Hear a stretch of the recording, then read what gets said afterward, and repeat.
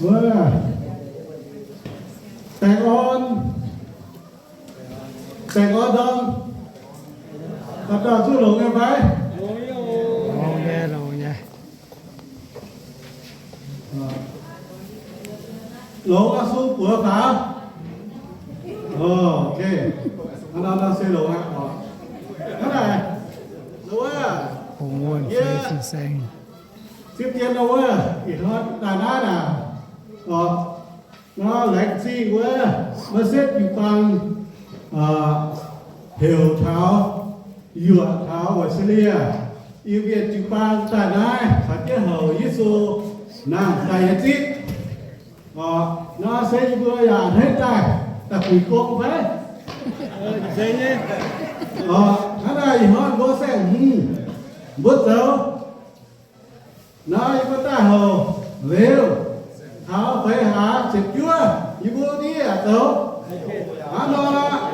bữa quỳ công em về đây ha em về nữa nó như là cam quê nó hồ với hiếu hên nha phải hên như như là hài hiếu làm hên vừa hết tiếng cũng mà em cũng là cái siêu tai là đang hài hiếu làm sung mà đấy có ế hát rằng bà đấy như thứ này cái siêu vui cọt cọt cũng phải như lên cái siêu bữa lần rồi lên cái siêu tôi đi siêu tôi tỉ nghe hết đang thế là bữa lần rồi nhìn thấy để nó ok nó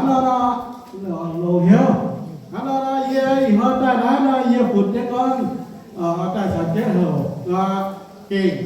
bây giờ như tôi bị đều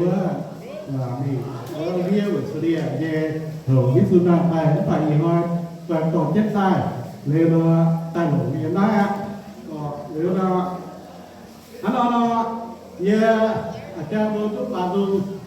ý thôi lên bài như cô mua bệnh viện nhiều đấy nhỉ nó như cô mua ở trên vào chụp đó mà bà bị thương nên chụp bệnh giấy ok nhá ha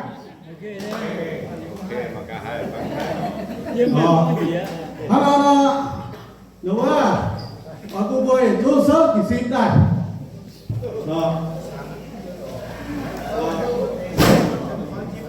sớm thì xí rồi phải chết sao chúng ta không sợ đâu chúng ta hiểu đến càng sợ hiểu đến càng sốt là đây phải chết sao nhiệt phải chết sao mà nhiệt sao không nhiệt đấy uống trà nhé đấy uống trà nhé đấy nhiệt y Ua, ye, hay hả? Này, phải chết sao được rồi? Ye, y, ua, ye, tiếp đàn trả, mới này. Y hoa y có nghe hả con? Can khển, 1, 2, 3, 4. กางเขนยิสูตายเยี่ยวมุกสิบจางจ๋าเสีย5กางแขนได้จากอาสูและชูวีหิ่งเหียสัญญาเศร้าเย็ดอีกัวเยยิสูหิ่งเหียโอเคฮะเอาถูกต้องý sư ghi kia là ba đó chứ mà ok phải chứ con ý qua ý qua ý sư ghi kia đưa ra vừa thả như vừa bạc đi đâu thì chỉ là càng kia hết đó hay là phải đi xuống mà hết đó hay xuống của bây giờ tao thắng thật đâu hay số của hai tiếng nó tấm sườn thì gì đó làm kia được nó đốt tiền đốt chuẩn như thế hình như đại bằng kên hình như đại bằng kên quê tiêu Giêsu ra hình như đại bằng kên chiều Giêsu chiều Giêsu ra cùng thiên thớt chiều Giêsu hình như đại bằng kên đó tiếp ra chán ok hãy sức gì hãy tế bảo ok đi qua đi ra bằng kênh đi ra bằng kênh quê tiêu Giêsu ra đi ra bằng kênh chiều Giêsu chiều qua Giêsu ra cùng xem thấu chiều Giêsu đi ra bằng kênh dùng bớt ăn trở ý ăn mà ok Diệp Bảo bố cháu ok phải giúp đỡ Diệp Bảo xiên bằng chân ok ê bữa thì cái này bằng tên thì cái này bằng tên quê kêu Giêsu ra thì cái này bằng tên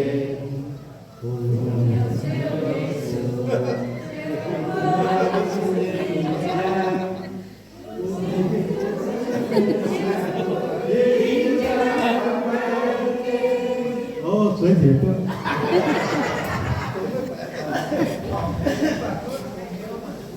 ok thế này Giêsu năng tài nhẹ cháuเป็นฮีเย็นเย็นหอยเดี๋ยวฮะสกอนGiêsu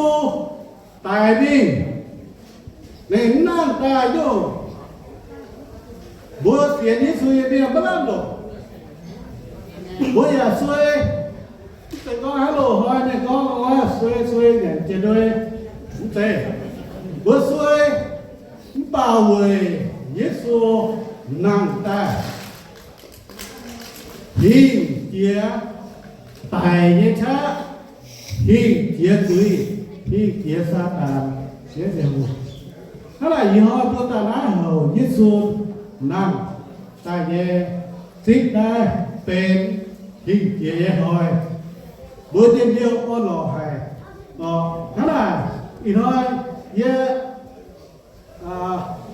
đúng không tỏ cái tiền sau ta nó đi hát ta con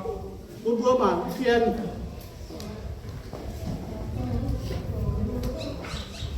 rồi do bún vừa mà vừa cho là thôi thôi vừa cho ta bị vừa hít ta nào hít ta ta bị người lên quân ta quân tập quân đó đây là ta bộ quân ok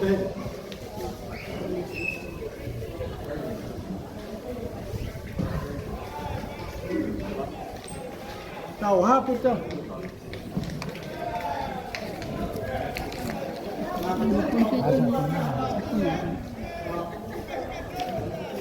ráo từ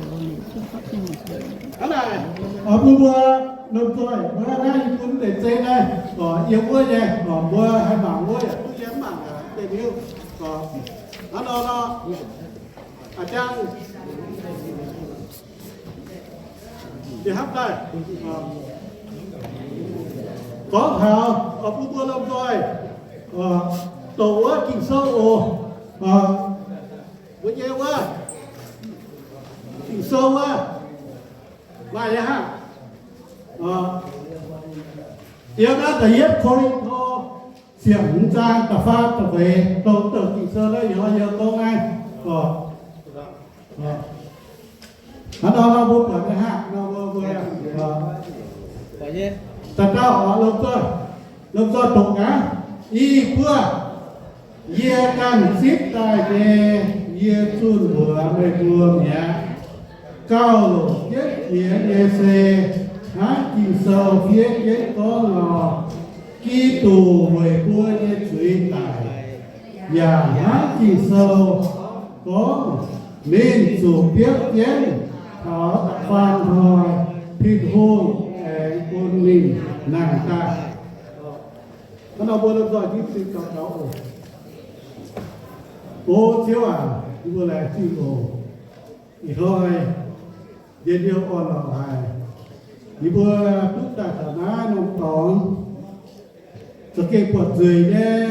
tông giang nhé tòng chuẩn kết ảnh thế hậu sinh chẳng thảo Giêsu nằm tay vậy thôi sẽเป็นhình chế vậy thôi ô chiếu à quân vừa xiết trước bệnh viện quân lùng giết tiềnจะเก่งมาลำน้ำมาจิบเดียวอ่อนหลอกเวทุเลี้ยวยิสูนางตายอ่ะทั้งหลายวันนี้เบื่อลมตัวอ่านให้เดียวเสียงเดียวเก่งเป็นอ่านให้เดียวโคตรดูอย่าอ่านให้เที่ยวเดียวอ่อนหลอกตามเอียงเจ๊อยู่บนตะตามอย่างเดียวแรงซิงโอน่าคุยเมื่อล่างอ่อนเที่ยวล่างสบายได้เว้ยจากข่าวเจ้ายิสูกายโยมเบื่อจากคนเบื่อเสียยิสูเรียนเยี่ยมจิ้มสูเรียบร้อยอยากพูดเกี่ยวแรงจริง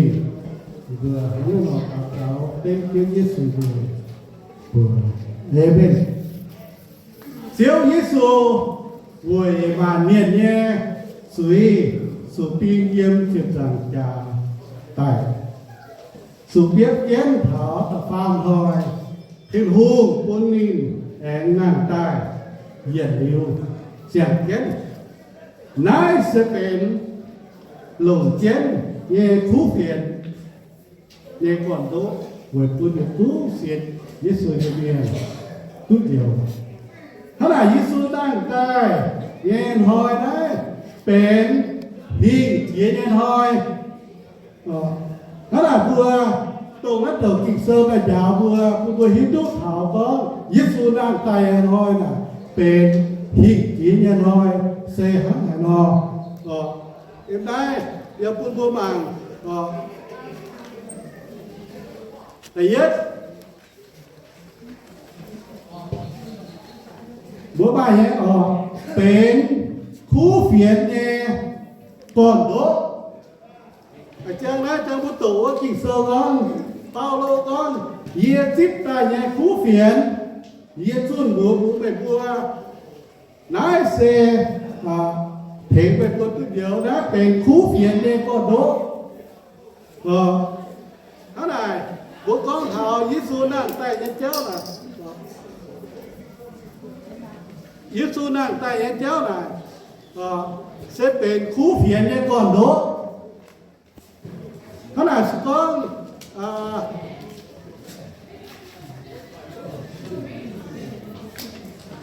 เป็นคู่เพียนเนี่ยก่อนโด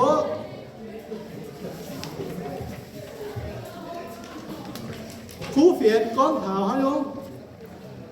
คู่เพียนก้อนเท้ายิสุตายcon thảo Giêsu tài là nín tại con sắp bầu tài bế thiên hương nghe cho ế buồn Giêsu chủ tài Giêsu tài nhé theo là tài tu khấu chìa tài tu nhé chìa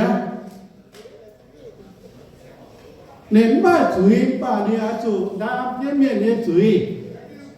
chủ tiên yêu trực rằng trả tài tu khấu tài tu nhé hài yếu tờ lộ hoi lộ ma trượt lúc trượt tình cái chờ đồ suy miên đồ số họ chủ đam tiết là mấy trượt rằng đá bị tháo tại suy miên tại nhất tòng quá khá là đồ đam biết trượt rằng đá mình nói bài suy miên quân đồ vừa chụt nhé đều giết xuống nói suy bà này chủ bài chết thảo suy miên bài chiếu vừa thảo những ông bông thang những ông ngọc kho bông thảo suy miên Giêsu yên bờ đồ mà tại pu ma tao đèo bé pu ma tao tổng thể suy viên Giêsu mà chửi phải Giêsu chủ bài cái gì quá chủ sao kỳ sơ con chủ sao về mà chửi về chửi miệng nhé thế này Giêsu tỏ hay không bà Giêsu chủ tài nãy sẽ cháu về hiếu về chửi miệng yên chửi chủ tài yên kỳ sơ là mà sắp trở lại lô nghề mà trên đàn chúng con sẽ có Giêsu tài yên cháu là yên Isaiah sơ vô mà chẳng một chuẩn bị tổ cứ nghe Isaiah sơ đi sẽ phan trang tầm múa thì con hỏi Giêsu tài lại vừa dùng lý mà đi để chửi tài thế là nên tỏ và nên phụ giáo phụ phật liêu cái tài liêu kinh sơ là có thảo con Giêsu tài em kéo là nên chủ biết em quá tài là tài phúc nhé thì em cho đi xem biết là phút soi biết em biết tỏ